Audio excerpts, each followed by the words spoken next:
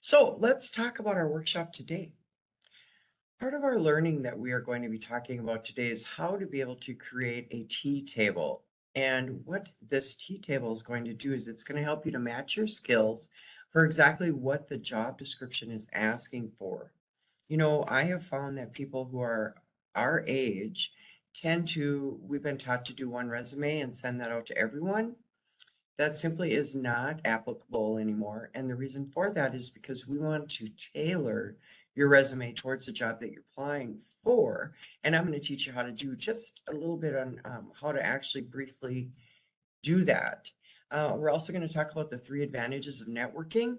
We're also going to understand why it's important to leave some of your experience off of your resume and what that experience can do in regards to going above and beyond what the company's looking for and how that may be perceived not in your favor. We're also going to talk about avoiding some of those common pitfalls where they're saying that you're overqualified. And then how do you keep the momentum going when you are actually doing the job search? I always say that looking for a job is a job and it can get to be very enduring.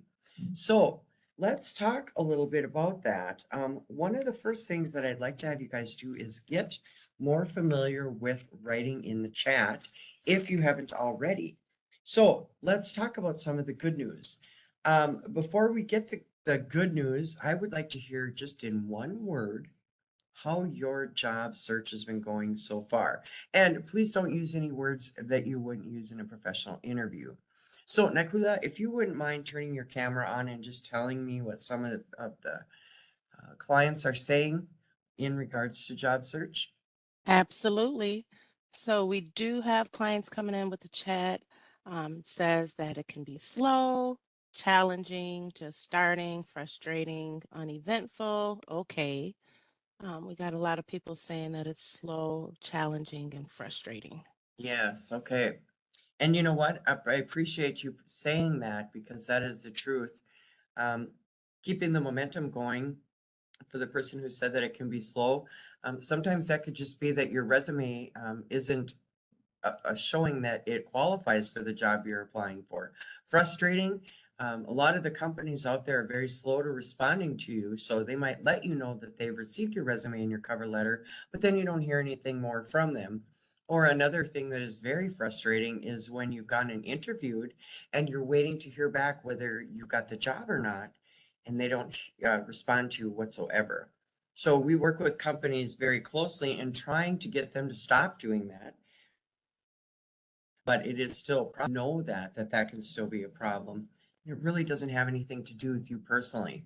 So let's talk more about what Harvard Business Review is saying right now about the us, the seasoned employee.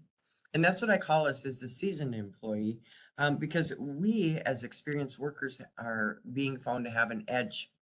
So employers have historically viewed us with skepticism.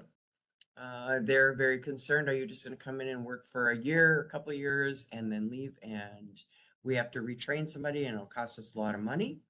Um, Simply, what's happening now is that employers are realizing that we have great soft skills. So we're adaptable, flexible, punctual. We show up. We're men and women of our word.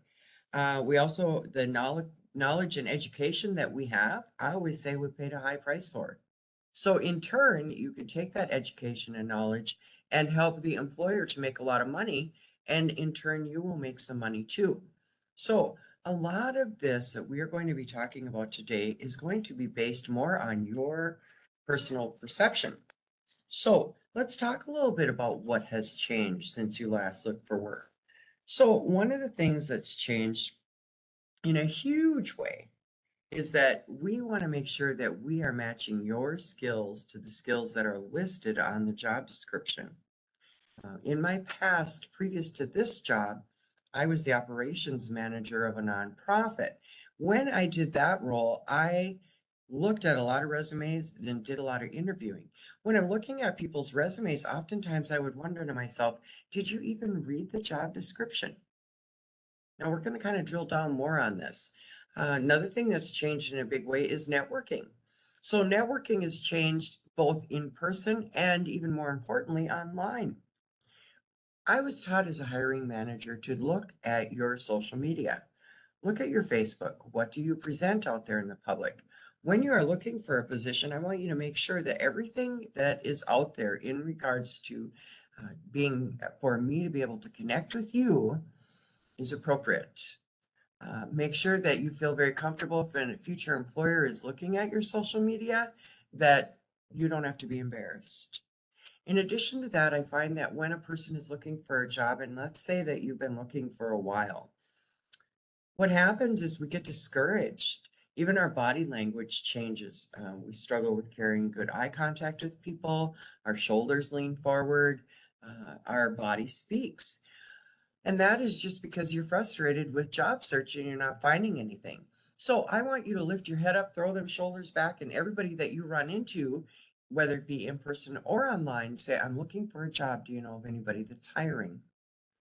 Another thing that has changed is telecom. We are doing teleconferencing right now. I want to let you know that I work a lot of times with people who they've never done a virtual interview before. And to be honest with you, it's a little bit intimidating just because it's something different and something new, correct? Well, if you don't have the equipment to be able to do that, please come on down to the Career Force and use our equipment. We have the computer, we have the webcam, we have everything for you to be able to do a successful interview, virtual or in person. And then let's take it a step further. We as staff are trained on how to interview well, so we will do a mock interview with you and help you to get that confidence level up so that you can go in and interview well. And then lastly, the biggest change is you. You know, when we're going through this, I call transition period. There's a lot of changes that are occurring, but we're not recognizing them as changes, or are we not recognizing them as skills? When you are being interviewed, you have to be able to discuss your skills and discuss them freely and confidently in order for you to get the job.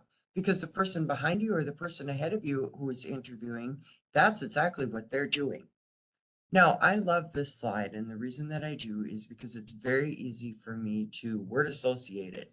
So I seriously do this if I'm looking at a new position. I take out a blank piece of paper and I draw a T on it.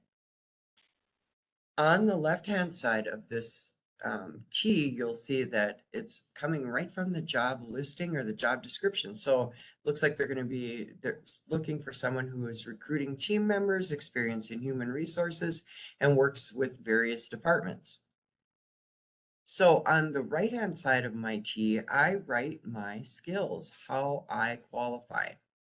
Now, another reason that this can be very effective is that you can use this information that you're writing down and apply it right to what's called a T cover letter, which works exceptionally well because human resources or whoever's looking at your information can read it very quickly. This is in the center of the page, and they know right away that one, you read the job description, and two, you qualify. I also want to encourage you that if you can come up with numbers or percentages to add to this, I always say that you are the director of the story in my head. So I want you to make it as clearly for me as possible on any piece of paper or whether it be through the internet, uh, any way, make it simple for me to follow your story. So let's use this as an example. It says from the job listing, you're going to be recruiting team members. And then for my experience, I would say exceeded all recruitment goals by attending job fairs, which improved our sales by 20%, recruited an additional 5 team members. You see what I'm saying? Where if you can use percentages or numbers, and even if you don't know the exact number, that's okay. You could put approximate improved sales by approximately 20%. You're telling me, so I'm able to follow you easier. And again, you can take this information and you can put it right onto your T cover letter as well. What I love about this too is that when you're writing this stuff down, it's getting more what I call seared in the brain. You know, we don't talk about our skills when we're sitting around having coffee with somebody who is a friend of ours. Actually, it's almost frowned upon because it looks like you're bragging. But I am telling you straight up that when you are at the interview, that is when you must list your skills and make sure that your skills stay within what the employer is looking for. So, first thing you want to do is take a look at your resume. Can I figure out how old you are by looking at your resume? Did you go back to 1988? I only want you to go back 10, maybe 15 years at the most. And write 10 plus years or 15 plus years experience in customer service. Ask yourself, do these skills that I did years ago still apply to this new position? If they don't need to be on your resume. Consider using a combination resume, which takes the chronological and the functional and combines them. So you still have your dates and time or dates and years on your resume, but it's focusing more on your skills. Your skills stand out a lot more. Now, let me give you a real life example so you can actually apply this. All right, I have worked with people who they have worked for a construction company and they've been with them for over 30 years, one construction company, and they are almost offended and they'll say that to me, Glory, really? I've worked for this construction company for 30 years and are you telling me I can't put that on my resume? Yes, straight up, that's what I'm telling you. First off, you need to look at your resume and your cover letter. Is they're only as good as the fact that they get you the interview. If they don't get you the interview, what good are they? That's what they're intended to do. Second off, I want you to make sure that you only have on your resume what applies to what the employer is looking for. So obviously, once you get to the interview, they're going to figure out you're not 20 years old, but now you're a real live person. Now you can explain to them how you're the best person for the job and actually get hired, as opposed to putting every job you've ever had on your resume, especially the ones that don't apply to the future job. Naquila, this looks like a great time for a question. Yes, we have a few questions I wrote in the chat. There was one here where a participant had asked, what if I was at the same job for 37 and a half years? There's a few that had mentioned they have been at a job for quite some time. How would they Yes. handle that? So that is such a huge compliment that you've been there that long. But again, you don't know where the employer stands. And age discrimination is legal, but it happens all the time. So I want you to put 15 plus years. That person who has worked there 37 years, you can put 15 years on there, 15 plus years, but you don't want to give away your age on your resume. You want to be able to get the interview and then have a discussion about how you are the best person for the job. Aquila, we got time for one more. All right. Now, should I also remove these older jobs from my LinkedIn profile? Yes. Yep. So your LinkedIn profile also, you do not want it to show your age. So if it does, they need to be removed. Now, um, let's say, for instance, that you were a truck driver 20 years ago and you want to go back into truck driving. What you could do on your resume is you could still have your truck driving, but you don't need to have your years on there. So again, some of these are getting more individualized, and feel free to reach out to us at the Career Force because we can really help you with this. Let's talk a little bit about, do you have the actual competitive skills that the employer is looking for?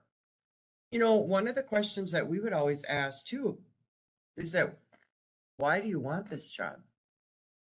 So I want you to ask yourself that. Do you want this job and why do you want this job?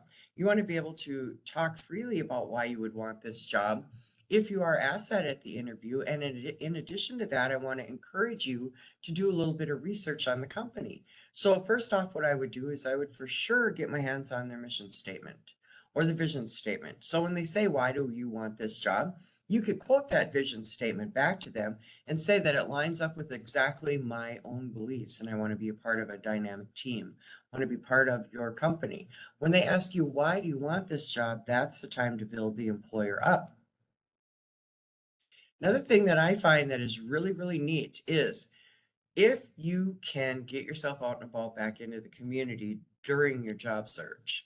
So I'll give you a good example. When I was operations manager of the nonprofit, I had volunteers that I was in charge of. And now, certainly, I'm not telling you to volunteer 40 hours a week, but maybe a couple hours. So what would happen is my volunteers would come in and they would do a certain project, whatever we needed help with. And I would have a business owner come in and make a donation to the nonprofit and say to me, Glory, do you know of anybody looking for a job? I got a position open. Somebody just walked out on me and I need to fill it very quickly. Well, I would recommend you.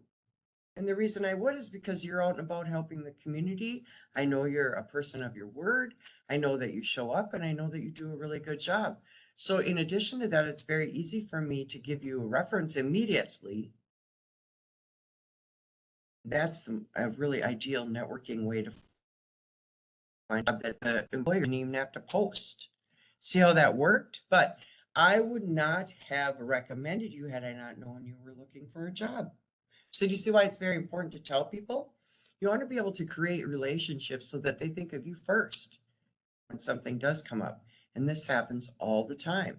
Now, I also want to point out that the employer didn't have to post the job. They didn't have to, spend the money posting it anywhere else. They didn't have to go through the big, long trying to find you, reading your resume. Now, they might have you turn your resume in, but I'm just saying this is a lot easier and quicker way to get a job is still through networking. Now, teleconferencing, the good news is that you're doing it right now. But it's important when you are doing a virtual interview or any type of teleconferencing, if you have your camera on, you want to make sure that you know what's in your background.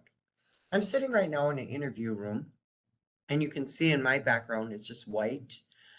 If I were sitting at my desk, it's completely different. I have pictures of little horses behind my desk, and it can be very distracting. So if somebody were to be interviewing me, I would want to sit in something like this where it's not, the person is paying attention to me and not to my background.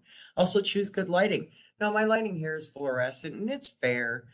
If it were any brighter, it would wash me out. And if it were any darker, the employers had said it makes it look like you're trying to hide something. Dress as you would as if you were face to face.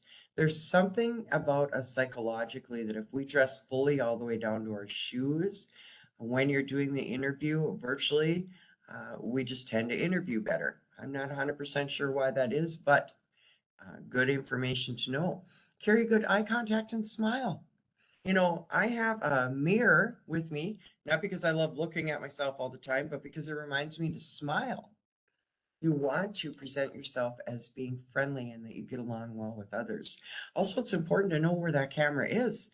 I want to let you know that if I were talking to you this way by doing the workshop, it feels a lot different than if I'm carrying good eye contact with you.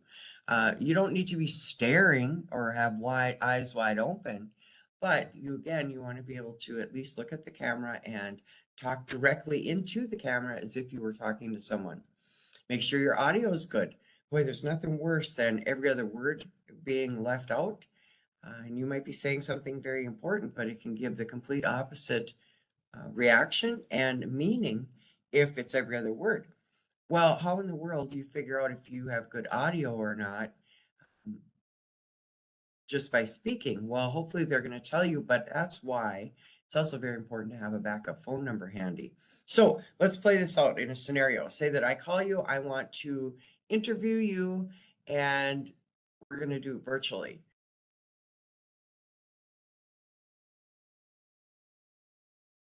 Me.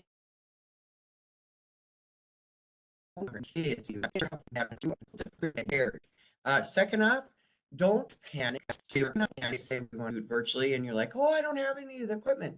Set that interview up anyways, and then get a hold of us at the Career Force, and we'll help you with the equipment. The next thing I wanted to just ask you very quickly is, and I'd like to have you write this in the chat. So the answer is yes or no. How many of you worked with a difficult person? So, and I'm talking about a work colleague, not a client. So you're working. How many have worked with a difficult person? And Nikula, I would like to have you turn your camera on and just tell me if anybody said no.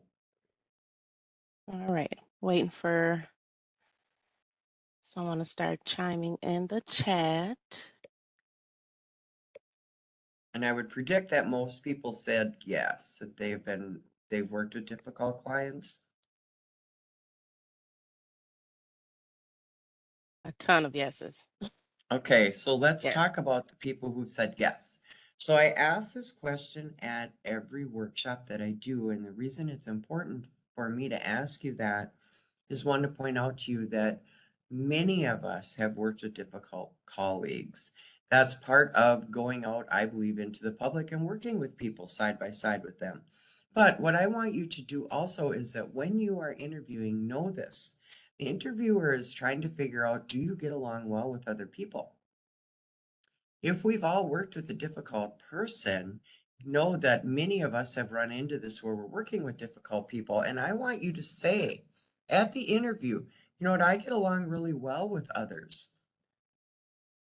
People like me. I like to work with people. I don't have difficulty on the job.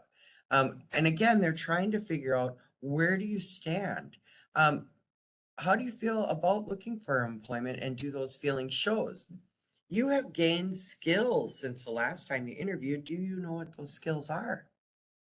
Do you know that even just looking for jobs on minnesotaworks.net, that's research? So if somebody says, what types of skills have you done since you were last working, you can say, you know, I have learned how to do research really well online. Naquila, did you have a question? I don't have a question. I did just want to let you know that there were a few times when you were speaking that your voice kind of froze, it sped up and then slowed down. Okay. So it's not an issue right now, but if it does, we may have to address that. Okay. Good to know. Thank you for telling me that. Mhm. Yeah, if it does, come right back on and we'll try to address it. Thank you, Nicola. So, what makes you a better candidate than the last time you interviewed? You know, a lot of us have to be able to recognize our skills and be able to talk freely about them and then not feel like we're bragging. And then it's also important to ask yourself, what are your goals? So, when I'm interviewing you and I say, where do you see yourself in 3 to 5 years? Or I say to you, what are your career aspirations? And you say something to me like this, well, I plan on retiring. Just let me work for one more year and I'm out of here. Why would I want to hire you? My point is that it costs me money to one, hire you, train you up in your position. And the way that I'm going to make the most money is to keep you working with me forever.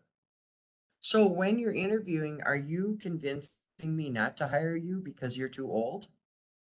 Are you telling me, well, for my age, that's not how we do it? Or are you telling me that's not the way I was taught? I always put the challenge out there that as long as it's not illegal, please do the job the way the employer wants you to do it. Now, once you're hired and you show some credibility, earn some respect, you are more than welcome to share some of your wisdom. But there's always a time and a place to do that, and make sure that you get the job first before you're actually starting to try to make some of those changes. Naquila, did you have a question? Yes, I do. There was a comment and a question that came in at the same time. Okay. So, someone has worked at an agency for over 20 years, and they have had additional coding experience, more than 32 years, but how do they Wow. state that they do without aging themselves? So, you know what? And that's one that I want you to reach out to the career force after, because you're going to get a more personalized answer. I think that's probably what you're looking for. But again, I would be very, very careful about going anything over 15 plus years on your resume. Now, when you are at the interview, that's completely different. Now you're going to be talking about your year's experience. I also want you said that you had additional coding training. I want to make sure that that is on your resume, but you don't have to put the year that you graduated or the year that you got that certificate unless it's within that 15-year period. Even then, I'd be careful because some of those certificates are outdated. Okay. And again, you can reach out to us because we can get more specialized with you. And then how many references should you have available upon request? And then what type? Should they be personal, professional, or a combo of both? Excellent question. So you only need three. Now, there are some companies out there that will ask you for more. Okay, then you abide by whatever they're asking for, but you only need three good references. Now, let's say that you were at your last job and that it went terrible. and that let's say that you were fired. What I want you to do is, if they ask for the supervisor's name, then of course you're going to provide that information. But I don't want to talk to your supervisor if I was checking for a reference on you. And here's why. Your supervisor can only tell me the day you started, the day you quit, and would they hire you again. I don't want to talk to that person. I want to talk to a work colleague. So if you have someone who can talk to me about your work ethics, your integrity, how you're good at the job, how you show up, that's the person I want to talk to, as opposed to your supervisor or human resources at your last company. Again, they are bound by those rules, and I want to talk to somebody who can tell me more in depth about you. In addition to that, I want you to make sure that you have their name, their phone number, and their email. It's very important because a lot of employers more and more are only sending out emails for references. It's quicker. That's why. Okay, so let's talk a little bit about, have you been being seen as overqualified in the past? I want to give you a real life example on this one. So there was a gentleman who, what he did was 25 years ago, he was a truck driver, but he had that on his resume. Down at the bottom of the resume, it said CDL truck driver. And then he had the 25 years ago, the years that he had done it. And I think he had done it for like 10 years. Okay. So just for scenario's sake, he had it from 2009, or excuse me, let's say 2000 to 2010. All right. I asked him, he called me up and he said, Glory, he said, I'm not getting any interviews and I don't know why. I said, well, email me your resume. I took a look at it and I said, is there a reason why you have this truck driving position still on your resume? Do you want to go back into truck driving? He said, no. He said, I don't want to go into truck driving. He said, but I am very proud of the fact that I went to CDL class, got my CDL, was a truck driver, very proud of that. And I said, that is great. That is really something to be proud of. But unless you're going back into truck driving, the employer who's looking at your resume is thinking to themselves, as soon as you get a truck driving offer, you're going to bail on me and go into truck driving again. So I said, take that off. Let's see what happens. Took it off. He ended up getting an interview and did get hired. He was being seen as being overqualified. Losing momentum is another part of this. So know that looking for a job is a job. It's very difficult to do. And when you feel like you're losing that momentum, please reach back out to us because we can help you. You know, a lot of times we're talking with employers and we find out jobs right away. And if you're reaching out to us, we may be able to make that connection for you very easily. Another piece is that you're not updating your skills.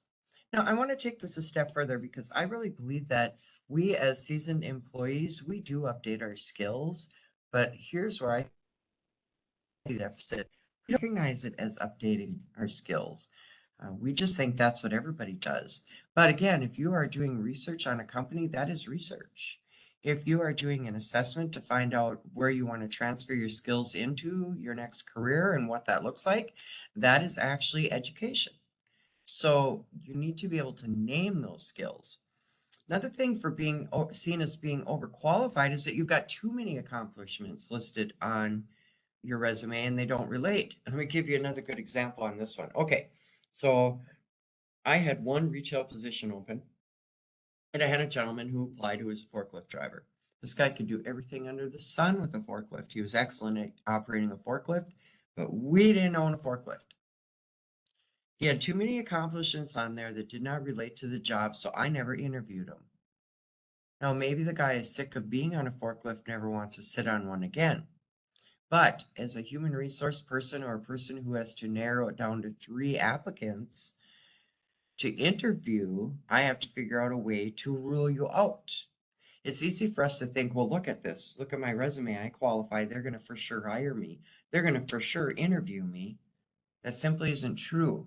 When we are hiring managers, or let's add in the computer software systems, which is applicant tracking systems, when they're reading your resume, if you're not using words right off the job description, computer recognizes as you don't qualify and a human never sees it. So let's get back to the forklift driver. With my retail position, I assumed that a forklift driver probably gets paid more. So I never interviewed him because I thought if I hire him in retail, He'll bail on me as soon as he gets a forklift driver position. Now, the thing is maybe he's sick of being on a forklift. He never wants to sit on one again, but he never portrayed himself that way. And I never found out. Don't have accomplishments on your resume that do not apply. And the next thing I want you to say is, how are you talking? I talked to a gentleman about a month ago on the phone, and we were talking about different positions. What would you like to go into? And he told me, and I told him this, I said, do you know that you've referred to how old you are and how you're too old over 9 times? And he said, what are you counting? And I said, yeah, I am. I said, what you're doing when you're talking is you're convincing me not to hire you because you're saying stuff like, well, that in my day or for my age, or how many times are you referring to yourself as being old? If you're that old, do you think maybe you should go to work? Do you see how it's important not to self sabotage when you don't even realize that you're doing it? Are you listening? Are you listening to the questions? I always say, good Lord gave us one mouth and two ears. Um, do you behave like you do when you were in charge?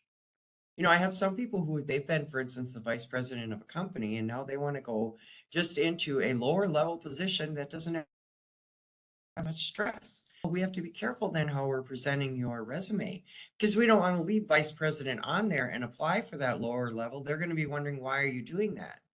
Do you see how some of this stuff has nothing to do with age?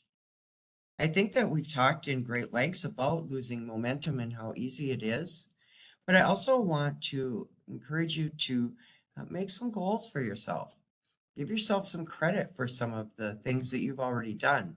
If you've signed up for MinnesotaWorks.net, give yourself some credit, pat yourself on the back. Congratulations. You've just signed up for one of the best job boards out there.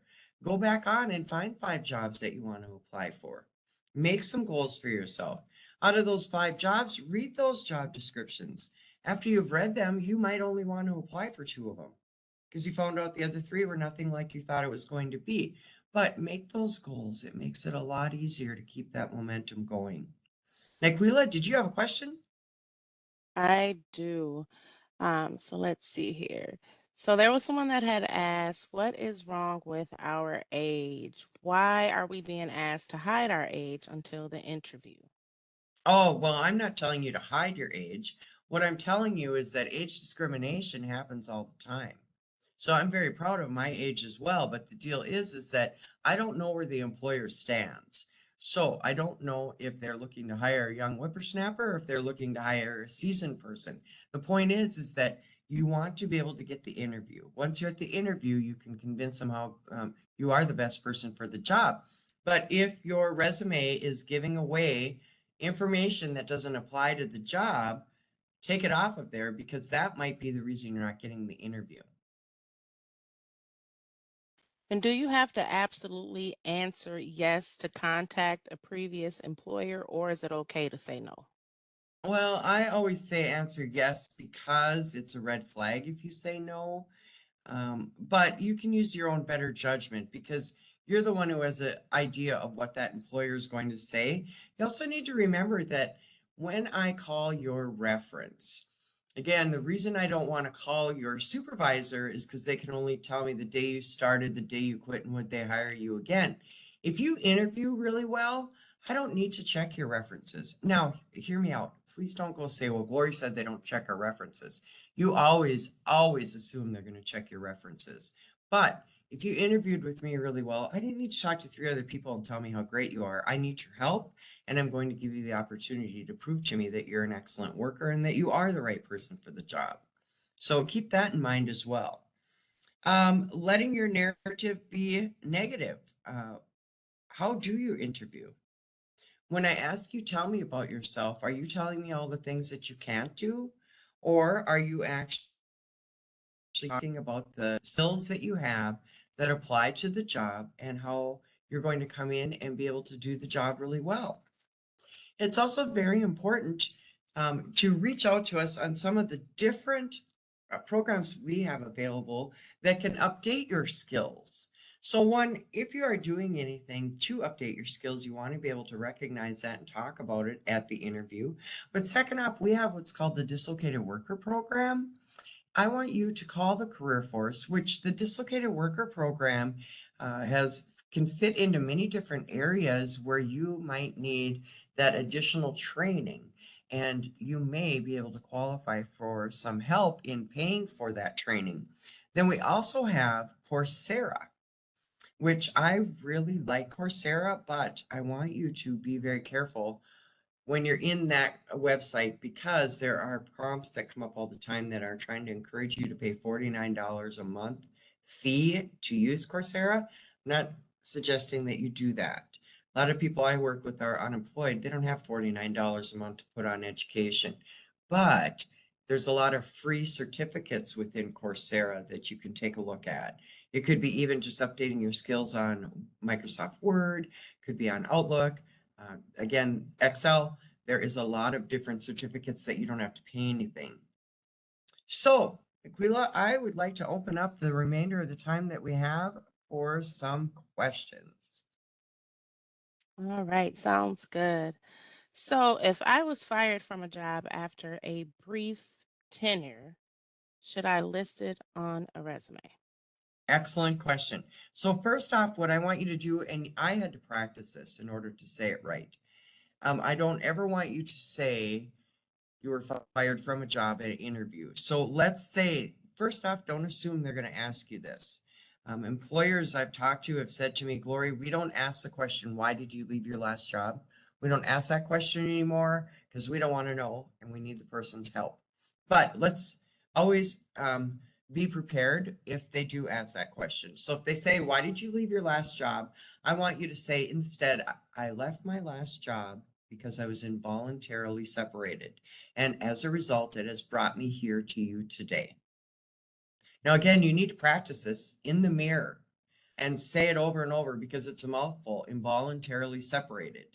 If they drill down more on you on that, again, reach out to us because I can get more case specific with you. But I want you to be able to say, if they say voluntarily separated, what does that mean? I want you to say, well, you know what? What ended up happening was I worked for this ABC Supply and I found out both of us, neither one of us were using all the skills that I had. I really wanted to use more of my skills. So I ended up doing some career progression here. And again, it's brought me here to you today.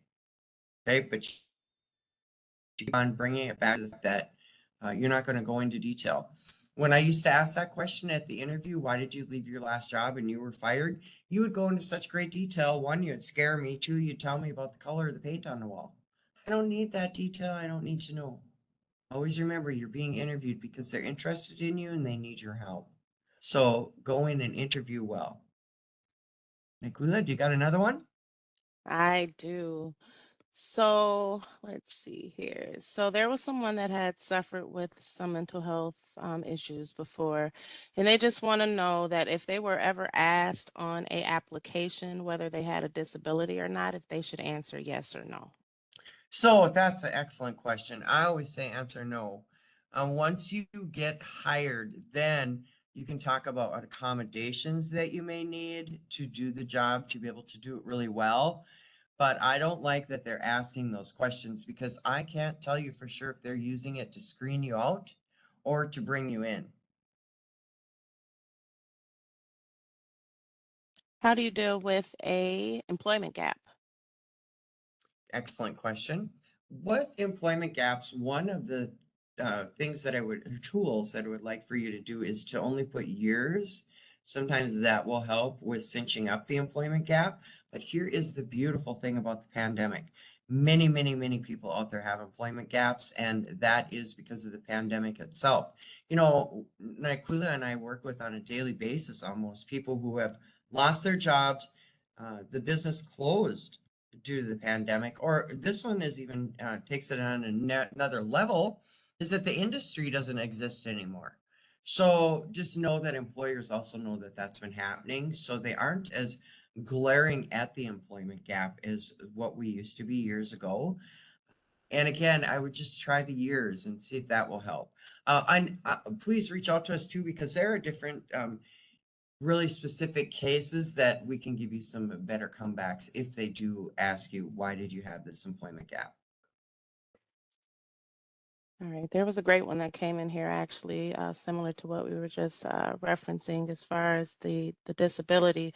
There's an individual here that's currently applying for a state position, and they do Mhm. have a documented hearing deficit. They want to know if it would be a good thing to indicate that on the application, considering the fact that they will be working with individuals that have disabilities. Yes. And I guess what I would do is after this workshop, I would reach out to vocational rehabilitation services and ask them that question directly because they're the experts in it and they're going to be able to tell you the appropriate answer on how to answer that question. And then, should we ask past colleagues or friends to provide recommendations on our profile with LinkedIn? I would, yep, for sure. And when you have LinkedIn questions, I want to encourage you to attend the LinkedIn social media class that we offer through Creative Job Search. Boy, it's going to give you some really great tips. I just watched it again uh, last week, I believe it was. But it gives you some great tips on how to really make that LinkedIn profile effective. But any time that you can have people go on and give like a review in a positive manner for you and your work ethics and your skills, it's very powerful to other employers out there and your work colleagues. We have a good one here. How does fired versus being laid off due to corporate reconstruction? Um, say was let go because of business decisions. Okay, so it sounds like what they're asking is how would you um relay that information if you were fired or laid off on Well, a okay, so resume or an fired, interview? yeah, at the interview, being fired or being laid off are really two different things. Um, if you were laid off, I would say that with confidence that I was laid off.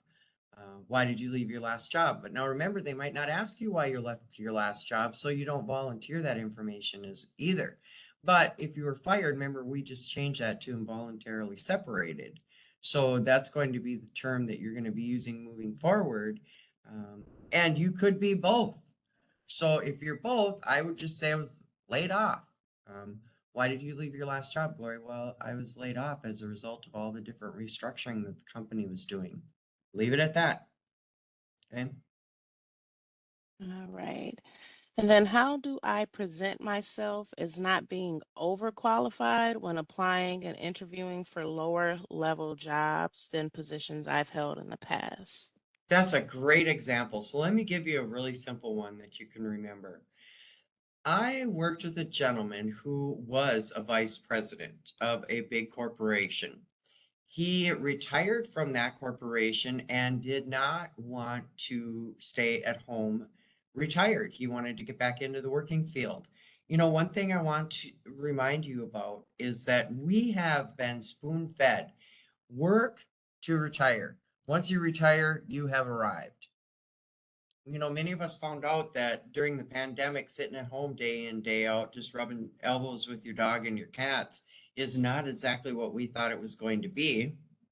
And retirement isn't cracked up to what we thought it was going to be either. So, in turn, we have a lot of people who are coming back into the workforce because they want to get it back into being social with other people. So, having said that, I want you to know that if you are asked about why you left your last job or why you had this higher level job and now you're going to come to work at this other position, I want you to say, you know what, I want to be able to come in and do a really good job for you, but not have to deal with that additional stress. Back to my story about the vice president, we removed the title vice president off of his resume, and then he was able to get an interview and to get hired. So, what you want to do with your resume is you want to make sure that it's not showing that you are still desiring the higher level positions. And if you have to change the actual job title, we can help you with that and give you some insight and some better recommendations on how to be able to adjust that resume to get the interview. All right, we do have another resume question here. So this individual stated that with previous employers that they have worked at the same type of position, but in Mhm. 3 different departments. Would I list those separately or combine them for the same job description on each? I would combine them. So what I think this person is saying, just making the company up. So say that you worked for ABC Supply. You started as general labor, then you got to be skilled labor, and now you're apprentice. So I'm just saying you worked 3 different roles and you went up the ladder. If that is the case, then you would just put ABC Supply. Now, there are many different ways that you can do your resume, but it also shows that you have done career progression within your field, which is a great way to present yourself. Now, let's say that it's 3 different companies. What you would want to do is you want to make sure that you have the companies on your resume that apply to the job that you're applying for. In the event that they don't, then we can do some readjusting and show how your skills and readjusting is really just transferring your skills. So it's actually readjusting your perception. Where if you were in the past customer representative and you're applying for customer service, that really is a word play. And we can give you more insight on how to actually address that on the resume and at the interview so that you get the interview and get hired. Right. And if someone were to customize their resume to specific experiences, but that leaves a gap in their timeline, does that hurt the scan to be selected for a interview? That's a great question. That all depends on who you're applying for or with. So let me tell you with the state of Minnesota, let's say they've got on their 2 years experience under minimum requirements. First off, with the state of Minnesota, you must meet all of the minimum requirements. So you have to show 2 years experience in that field that you're applying for, but it doesn't have 2 years consecutively. So on the state of Minnesota resume, you can have a gap in employment because they don't look at it like it's a gap in employment. They're looking at how do you qualify for this position. So I might have done the position in 1 year from 2019 to 2020, and then now I'm doing it again from 23 to 24. But there's my 2 years. So that's again, it depends on who you're applying with. And then there's other companies who that gap, again, I just don't know of a lot of companies right now who are just really hung up on that gap. But whoever's asking that question, I want to encourage you to reach out to us afterwards because I'd like to talk more about with you about that gap in months and years and how we could address it at the interview if you are asked about it. All right. Now, we do have someone that asked and mentioned that they have worked with adults who have 10 plus years of employment gaps due to chemical health treatment. If asked about the gap, what can they then say? So that's a great question.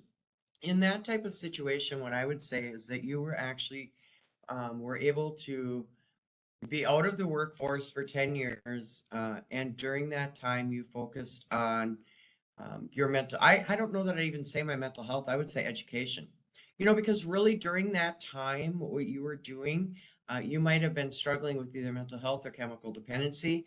But what that actually is doing is that you're learning an awful lot at a really high price. And the most important is that you don't want to live that way anymore. So you want to be able to go out and get a good job. If the employer is interviewing you and they're really talking to you about, well, what did you do for the last 10 years? One, I highly doubt they're going to really drill down on you like that, but let's just say they do. I want you to be able to hold your head up high and just briefly explain. Well, during those 10 years, I did some things that I probably wasn't too proud of at the time, and I'm certainly not proud of them now, but I use it as education piece to help me figure out more about where I want to go with my future. And this is exactly where I want to be is coming to work with you right here, right now. So again, you need to kind of practice some of this stuff and we can give you more specifics, case specific, if that answer isn't quite suffice. All right. And what type of format should you use for resumes and how long should it be? Boy, that's a great question. So I always say what I do with my resumes is I start out with a blank word. The format that I will use is really coming off of the combination resume, which you can get a copy of that. Just Google it. Um, what really matters on that resume is that you know what's on it and that you can sell it at the interview and that it gets you the interview. I always say that if you're applying for lower level positions, and when I say lower level, I mean they're not specifically skilled positions where they'll teach you on site. So they'll hire you and train you. You can have one page resume is absolutely fine. If you're applying for some of those higher level positions, then you have every right to do a 2 page. But I always say if you're going to do a 2 page resume, then you commit to a full 2 page resume as well. So a lot of it depends on the job that you're applying for. But know this, if you apply for 5 jobs, you are going to have 5 resumes. You're not reinventing every resume every time. But what you are doing is call it the original or the foundational resume. So that one is your foundation. And you're going to jump off of that one every time that you're going to apply because you're going to take some of the things off of that job description and put them on your resume and delete some of the other information that's on your resume to make room for what that job is looking for. Here's the beauty of this. Let's say that you don't know for sure what in the world I'm talking about right now. If you reach out to us, we can teach you how to do this. Once you learn how to do it, you can run with it and apply for any job that you're interested in. Mhm. All right, so I think we may have time for one more question here. There Okay? was someone that stated they were self-employed. Now, how do they present that as a positive on their resume? Excellent question. Self-employment. Let's talk about that. I was self-employed myself, and it's difficult. With self-employment, what I found out was that I ended up working harder, working more hours, working Saturday, Sunday, 7 days a week, on call all the time. When you're discussing self-employment, first off, you want to have it listed on your resume, but you don't need to actually put the word self-employment. But if they ask you, why did you leave your last job? Or they say to you, hey, I'm looking at your resume here and I see that you were self-employed. Why would you want to come work for me? All you have to do at that time is explain to them about the joys of being self-employed and that they aren't all cracked up to what we thought it was going to be. Many of us want to be able to go work for other people, take the wisdom we have that we paid a high price for, and make the other person money. In addition, I'll make some money too. So you can say that when you're being interviewed. You can say, you know what, I was self employed for 20 years and I'm ready to step away from that. I am not interested in being self employed anymore. Matter of fact, I want to come to work for you because then you're going to get into building the company back up, talking more about why you want to work for the company. And you're not putting a negative tone on being self employed, but all of us understand the additional work that goes into that. And again, that it is different than what we think it is when we first start, right? Learn some of that wisdom. Nyquila, there is a couple websites I'd like to have you put in there. So we mentioned coming to work with us, the state of Minnesota. I'd like to have you put in the chat. Let's see, no, it is mn.gov, and then it's mmb/careers. So that is our website where you can go and find only state of Minnesota positions, but come to work for us. Wow, we've got a great employers. We have great colleagues, great paying job, excellent benefits. So I think that it's something worth taking a look at. You can go on that website. Another one that I would like to have you share too, Nyquila, is careeronestop.org. So that website, you can go on careeronestop.org and find out pay ranges. A lot of the companies don't list what their starting pay is or their salary range. So you can go on Career One Stop and find that out. And then, Nicolina, the last one I'd like to have you put on the chat is Career Force MN. So we talked a little bit about transferring your skills and about assessments. Career Force MN has excellent assessments. A lot of times we forget what our skills are because we have been doing one thing forever. And it's hard to remember even what our passions are and our hobbies. So I want to encourage you to be able to do some of the assessments on Career Force MN. I have done them myself. I don't recommend other people do something I'm not willing to do myself. And I was pleasantly surprised after I got done with the assessment because it was pretty accurate. And in addition, it reminded me of some of the hobbies I like to do. So I've been able to go back and do some of them as well. So it is 10:58 according to my clock. And Aquila, do you want to maybe throw out one more question? So we got 2 minutes here. Sure. Let's see what we have here. All right. Let's see. Oh, well, here goes one that pertains to the state. So I've been applying at the state of Minnesota for months. Any ideas on obtaining experience in SWIFT or governmental to get an interview?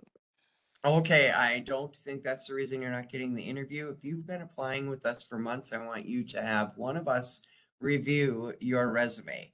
Because if you're not getting into the next step where it's under consideration, so yes, you apply, then they send you, thank you for applying with the state of Minnesota, we'll be in touch.